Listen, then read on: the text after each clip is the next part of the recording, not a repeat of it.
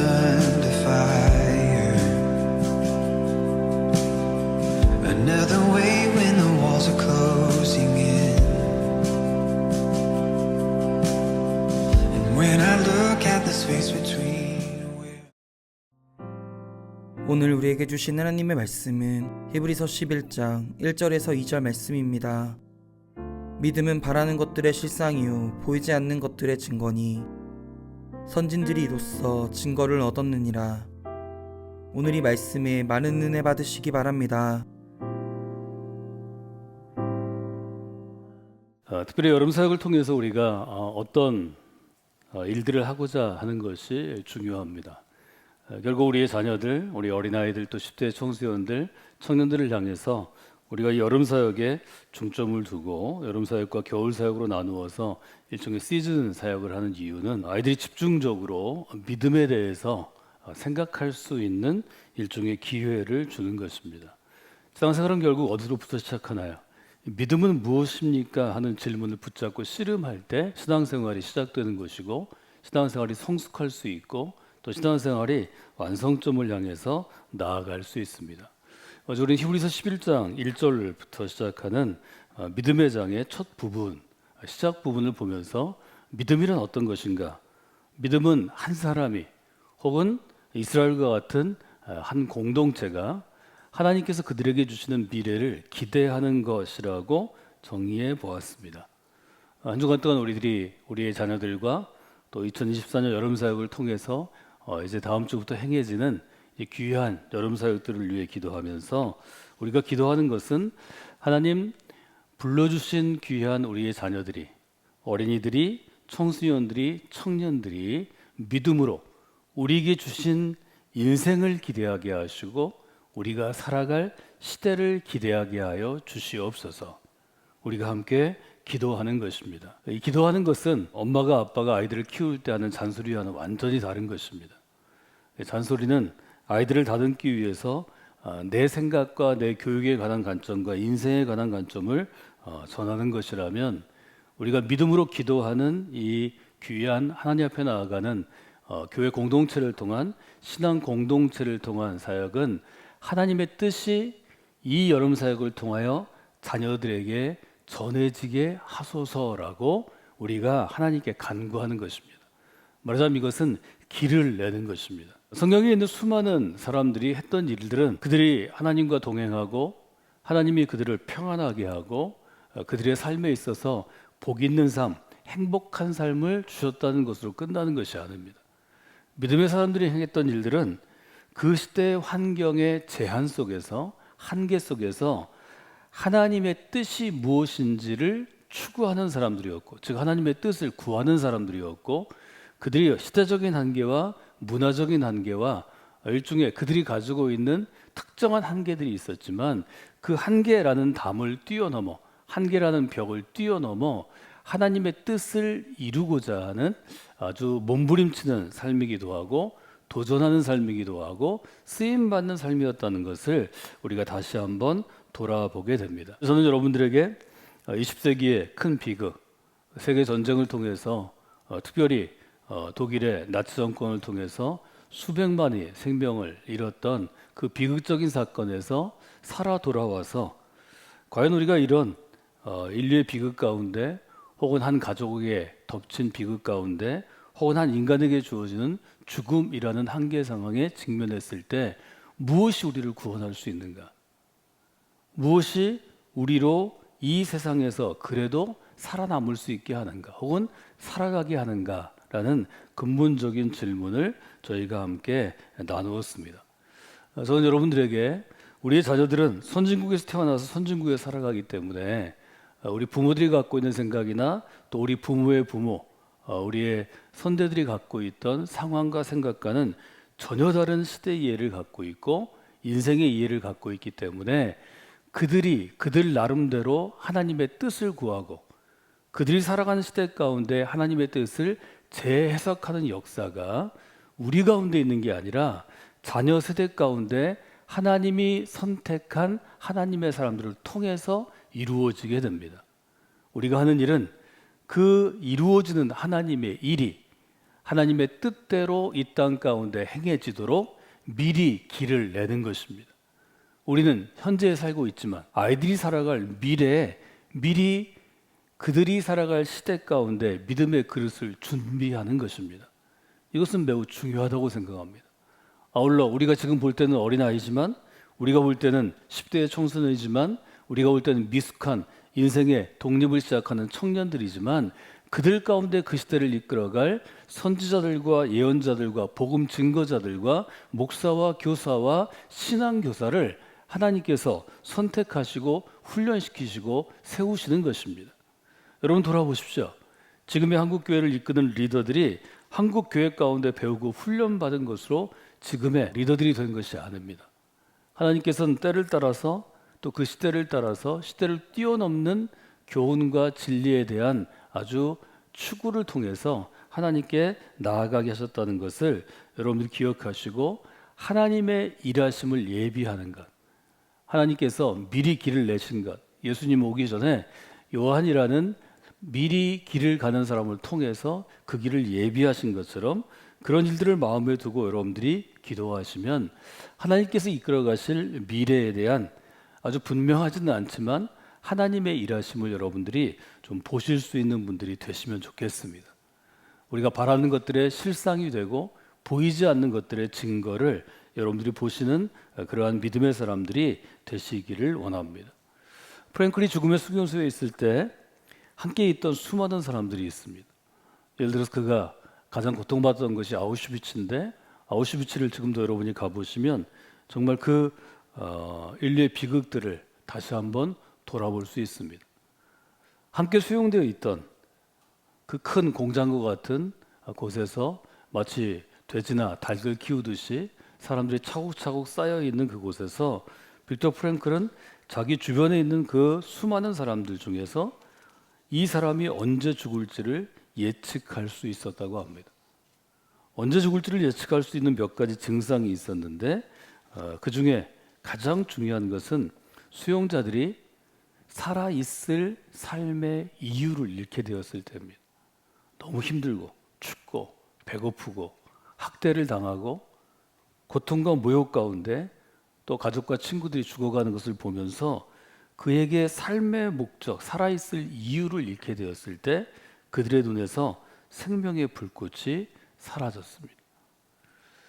먹을 것이 언제나 부족해서 매일 나누어주는 작은 빵 조각을 가지고 살아야 했는데, 그 안에서도 그 작은 빵 조각을 나누어서 더 아픈 사람, 힘이 더 필요한 사람에게 떼어서 나눠주는 사람은 더 오래 생존하고, 작은 빵 조각을 나 혼자 먹고 다른 사람들하고 단절하고 그저 지금 주는 고통을 잊기 위해서 자기의 감각을 끊고 자기 내면 속으로 혹은 자기 고립된 누에 고치 속으로 들어가는 사람은 그날 밤을 넘기지 못했다는 것입니다. 프랭클은 심리학에 관심이 있었고 정신과 의사로 활동하다가 수용소에 들어갔기 때문에 이 부분을 자기의 이론에 따라 정리합니다. 그가 정리한 이론은 무엇인가 하면, 인간이 삶의 목적을 상실하면 육신도 죽게 된다는 것입니다. 여러분 기억하셔야 합니다. 우리가 좋은 옷 입고 좋은 것 먹는다고 사는 게 아닙니다. 똑같습니다. 자살률이 높은 것은 후진국이 아닙니다. 지금도 우리가 그토록 가고 싶어하고 사회제도를 만들고 싶어하는 것, 태어나서부터 죽을 때까지, 요람에서 무덤까지 복지가 잘 돼서 일하지 않고도 실업수당을 받을 수 있고, 아프면 병가 낼 수 있고, 죽으면 연금 받을 수 있는 유럽에서, 그것도 우리가 아는 몇몇 복지국가의 자살률이 세계 최고입니다. 뭘 의미하나요? 오늘 살아있을 이유와 내가 살아있을 목적을 상실하면 마음이 죽고 육체가 죽게 된다는 것입니다. 인간은 살아갈 이유를 찾지 못하면 남아있는 생명은 고통의 연속이 됩니다. 순간의 고통, 우리가 도파민 효과라고 불리우는 그 고통을 잊기 위해서 현실로부터 점점 떨어지고 현실로부터 도피하게 되고 그 다음에 마음의 벽을 쌓게 됩니다. 프랭클의 죽음의 수용소에 보면 프랭클은 이렇게 그 상황을 얘기합니다. 미래에 대한 믿음을 잃은 사람들이 불행한 결말을 맞았습니다. 미래에 대한 믿음을 상실할 때 그들은 정신적인 힘도 잃고 맙니다. 그들은 스스로 무너져 내렸고 정신과 신체가 파괴되는 길로 들어가게 되었습니다. 스스로 무너졌다는 것입니다. 나치 정권이 사실은 잔인하면서도 악독한 것은 그들이 마지막 전쟁의 말미에는 가스실로 수많은 사람들을 보냈지만 대부분의 사람은 스스로 무너져서 삶을 포기하게 되었습니다. 그것이 인간이 갖고 있는 일종의 중요한 삶의 한 규칙이라는 것입니다. 이런 사람들을 보면서 프랭클린은 의사로서 이렇게 얘기합니다. 병에 걸린 수용자를 치료할 때 제일 중요한 일은 환자 스스로 기대할 수 있는 미래의 목표를 제시하고 찾게 하고 그것으로 그 사람의 내적인 힘을 길러주는 것이라는 것입니다. 저는 이 점을 가지고 오늘 여러분들이 잘 생각하시고 또 기도의 제목을 적으시고 여러분의 자녀들에게 긴 인생의 안목으로 볼 때 뭐 아침에 일어나라, 일어나면 뭐 뭘 해라 이런 습관의 문제가 아니고 인생을 버틸 수 있는 기둥과 같은 신념과 믿음을 세워줄 때 어떤 마음으로 아이를 위해 기도하고 마음으로 응원하고 세워줘야 하는지 건물을 세우듯이 아이의 인생을 집을 세워야 하는지를 여러분이 돌아보실 수 있으면 좋을 것 같습니다. 환자가 기대할 수 있는 미래의 목표를 제시하는 것 그리고 그것을 향해 내적인 힘을 길러주는 것 이것은 사실은 성경이 파악하고 있는 또 구약이 파악하고 있는 인간의 내면 히브리서가 얘기하는 것처럼 하나님께서 말씀으로 모든 것을 지으셨다고 하는 창조의 섭리를 우리에게 알려주는 것을 보게 됩니다. 두 가지 점을 먼저 여러분들이 좀 정리해 보시면 좋을 것 같습니다. 첫 번째로 여러분이 정리해 보실 것은 자신의 미래에 대한 관점이 한 사람의 인생에 큰 영향을 준다는 것입니다. 자기의 미래에 대해서 선한 뜻이 있고 자기의 미래에 대해서 하나님이 내 인생을 인도하시고 책임지시리라는 그런 기대가 있으면 그 인생이 거룩하고 생동력 있게 생명의 힘이 있도록 변화됩니다. Future Self라는 책을 준 벤저민 하디는 18세기 미국인들을 예로 들어서 얘기합니다. 18세기 미국인들의 평균 기대 수명은 40세 정도였다고 합니다. 대부분 그때 평균 수명이 38세, 39세입니다. 그런데 실제로 미국이라는 국가를 세웠던 벤저민 프랭클린이나 여러분이 아는 토머스 제퍼슨이나 존 애덤스처럼 의회를 만들고 또 미국의 법을 만들고 또 국가 시스템을 만들었던 사람들은 평균적인 수명보다 훨씬 더 오래 살았습니다. 최소한 20년은 더 살았고 어떤 분은 80 가까이 살았습니다. 그 이유가 어디에 있을까? 그 이유를 연구하는 심리학자들의 연구에 따르면 삶을 향한 목적은 인생에 여러 가지 선물을 줍니다. 미래에 어떤 일을 기대하고 미래에 어떤 일에 목표점을 세운 사람은 생명의 힘이 보통 사람보다 훨씬 더 넘쳐납니다. 육체적인 나이를 뛰어넘어서 생명력을 갖게 된다는 거죠. 두 번째는 다이내믹스입니다. 무슨 일을 할 때 활력 있는 삶을 살아갑니다. 이것은 에스겔이 마른 뼈를 살아나게 하는 것처럼 하나님의 사람들에게 주시는 은총과 축복과 선물이기도 합니다. 또 하나는 열정입니다.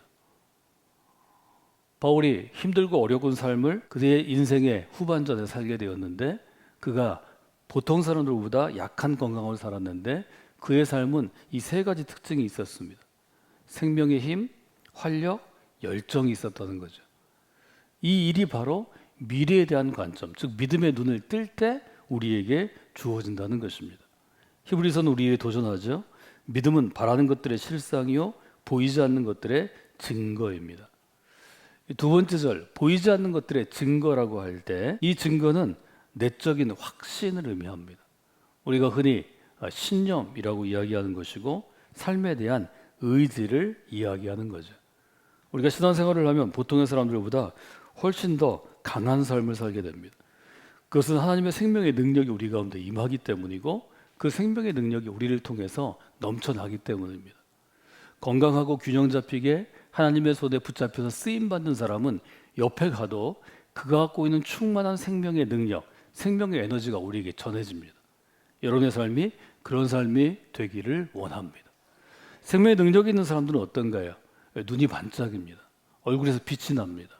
그가 걸어가면 몸 전체가 갖고 있는 일종의 기운이 있습니다. 살아있는 에너지가 있습니다. 그가 사람들을 만나면 그 그룹이 함께 교제하고 함께 식사하고 함께 사역할 때 똑같은 생명 에너지를 공급받습니다. 여러분, 다른 사람의 에너지를 공급받아서 사는 사람이 아니라 여러분이 생명의 에너지를 공급받는 분들이 되시기를 원합니다. 생명 에너지를 공급받을 때 그 옆으로 사람들이 모여듭니다. 왜냐하면 함께하면 에너지가 충만하기 때문입니다. 함께하면 기쁨이 넘치기 때문입니다. 함께하면 선한 일을 할 수 있기 때문입니다. 그래서 하나님의 그 사람들이 있는 곳, 믿음의 공동체가 있는 곳에는 누가 리더인지를 금세 알게 됩니다. 여러분들이 그런 인생을 살아가시고 여러분의 자녀들이 그런 인생을 살아갈 수 있도록 하나님을 향하여 간구하시는 이 새벽이 되기를 원합니다. 미래에 대한 관점이 중요합니다. 그래서 여러분의 자녀를 위해서 기도할 때, 여러분 자신을 위해 기도할 때 그렇게 기도하시는 것이 중요합니다. 하나님, 미래에 대해서 새로운 눈뜸이 있는 이 여름이 되기를 원합니다. 여러분이 먼저 눈을 뜨셔야 합니다. 믿음은 어떤 것인가요? 눈을 뜨는 것입니다. 믿음은 눈뜸이라고 제가 여러분에게 강조해 왔습니다. 믿음은 눈을 뜨는 것입니다. 어린아이들이, 10대의 청소년들이, 청년들이 인생에 대해서 눈을 뜨는 것입니다. 자기의 삶을 돌아보며 눈을 뜨는 것입니다. 세상을 보는 눈이 떠지는 것입니다. 여러분, 그 눈을 뜨는 귀한 일들이 우리 가운데 있도록 여러분들이 기도하시고 또 함께 하시는 귀한 시간들이 되시기를 원합니다. 두 번째로 우리가 볼 수 있는 관점은 믿음을 미래에 대한 기대 혹은 미래에 대한 눈뜸이라고 우리가 정의할 때 미래에 대해서 분명한 목적을 갖는 것이 내적인 힘을 길러줍니다. 여러분, 인생 가운데서 우리가 어려움을 겪는 것은 외적인 힘이 부족해서가 아닙니다. 우리가 좋은 것을 먹고 좀 운동하고 우리가 확실하게 살아가면 외적인 힘은 자주 공급됩니다. 많은 사람들이 자기의 외적인 힘을 위해서 영양제들을 찾아 먹습니다. 좋은 음식들을 먹고 또 근육 운동이나 유산소 운동을 합니다. 여러분의 내적인 힘을 통해서는 무엇을 하고 있는지를 돌아볼 필요가 있습니다. 죽음의 수용소는 좋은 음식을 먹을 수 없습니다. 약품이 없습니다. 그들에게는 무엇을 할 자유가 없었습니다. 모든 것이 속박당하고 통제당하는 세계에서 살아남는 사람들의 특징은 뭐냐면 내적인 힘이었습니다. 이 내적인 힘에 대해서 아주 분명하게 우리가 생각할 수 있는 것을 여러분들이 돌아보시면 좋을 것 같습니다. 내적인 힘을 갖게 되는 것, 이것이 신앙생활이 우리에게 주는 가장 큰 선물 중에 하나입니다. 여러분 자신도 여러분의 자녀들도 믿음 안에서 하나님께서 주시는 내적인 능력을 가질 수 있도록 여러분이 간구하시고 내적인 능력에 초점을 두어야 합니다. 에베소 3장에 보면 사도의 기도, 바울 사도의 기도로 전해지는 아주 표준적인 기도문이 있습니다. 14절은 이렇게 시작합니다. 이러므로 내가 하늘과 땅에 있는 각 족속에게 이름을 주신 아버지 앞에 무릎을 꿇고 비나니. 첫 번째 기도의 제목은 어떤 것인가요? 그의 영광의 풍성함을 따라 그의 성령으로 말미암아 너희 속사람을 능력으로 강건하게 하시오며. 여기 보면 속사람을 능력으로 강건하게 하시오며라고 기록되어 있습니다. 이것은 뭘 의미하나요? 하나님께 기도할 때 우리가 기도해야 될 것은 우리의 속사람이 가지고 있는 내적인 힘을 위해서 기도해야 한다는 것입니다. 이것은 매우 중요한 일입니다. 내적인 힘을 위해서 기도할 때 하나님께서 우리의 속사람을 능력으로 강건케 하여 주신다는 것입니다. 이 두 가지를 여러분들이 기억하시면 좋겠습니다. 첫째는 미래에 대한 관점을 바꿔야 합니다. 두 번째는 미래에 대해서 선명한 목표점을 세우려고 노력하고 이 목표를 통하여서 내적인 힘을 공급받는 것입니다. 성경이 우리에게 제시하는 선명한 목적은 어떤 것인가 하면 그리스도에 이르기까지 우리로 성숙한 그리스도인이 되는 것입니다. 건강한 그리스도인이 되는 것이고 균형 잡힌 그리스도인이 되는 것입니다. 믿음의 성숙을 위해서 우리가 노력하면 하나님께서 그 그리스도인에게 내적인 힘을 주신다는 것입니다. 여러분 아이들을 보시고 여러분의 인생들을 보시면 어떤 사람이 자기에게 주어진 인생을 좋은 때도 있고 나쁜 때도 있고 또 성공할 때도 있고 실패할 때도 있고 즐거울 때도 있고 괴로울 때가 있는데 더 잘 받아들이고 더 생명력 있게 활력 있게 살아갑니까? 내적인 힘이 강한 사람입니다. 이 내적인 힘이 강한 것은 우리가 힘들고 어려울 때, 지칠 때, 괴로울 때, 어떤 시험에 빠져 있을 때, 혹은 어떤 고난 앞에 섰을 때 쉽게 더 찾아볼 수 있습니다. 내적인 힘이 약한 사람은 금세 무슨 일이 있으면 난 할 수 없어, 난 포기할 거야, 나 그만하고 싶어, 마치 어린아이처럼 얘기하죠. 뭐 잔소리가 많죠. 그만두고 싶은 이유가 너무 많죠. 내적인 힘이 강한 사람은 힘들고 어려울 때 오히려 말을 줄입니다. 대부분 말을 잘 안 합니다. 참고 견디려고 노력하기 때문입니다.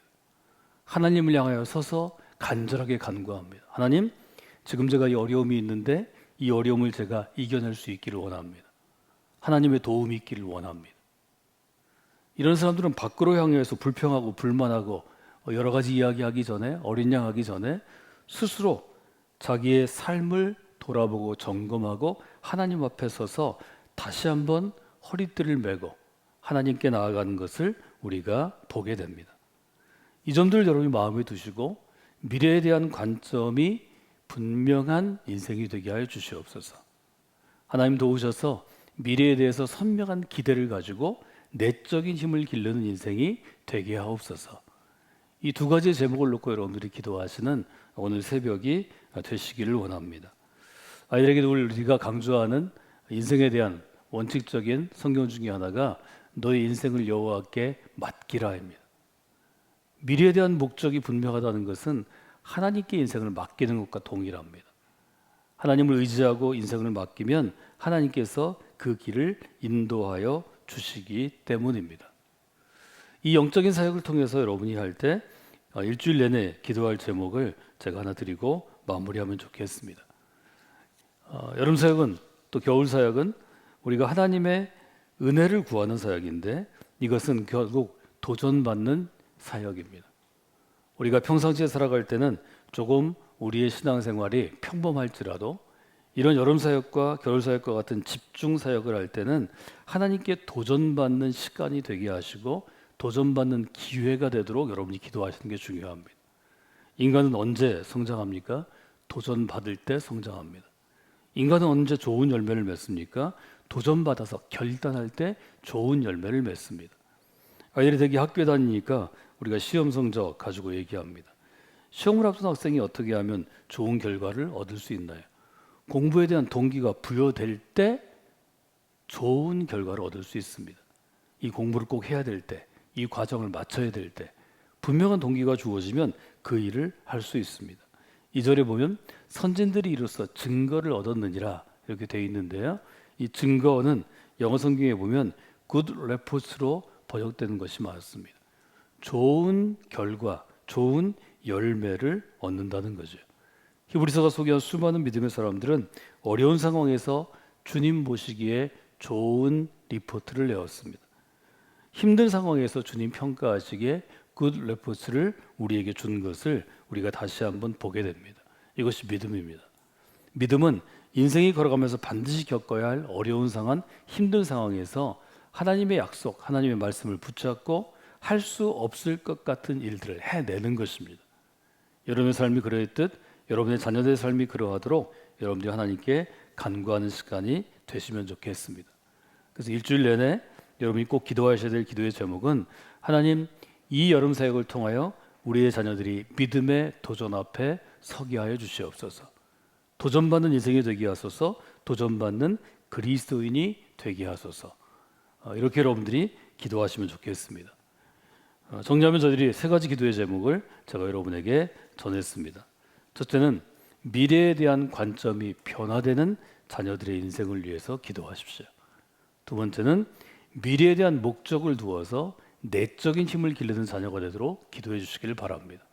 그리고 여름 사역 전체를 향해서는 이 여름 사역이 자녀들을 믿음의 도전 앞에 세우는 도전 앞에 서게 하소서라는 제목으로 여러분들이 기도해 주시기를 부탁을 드립니다.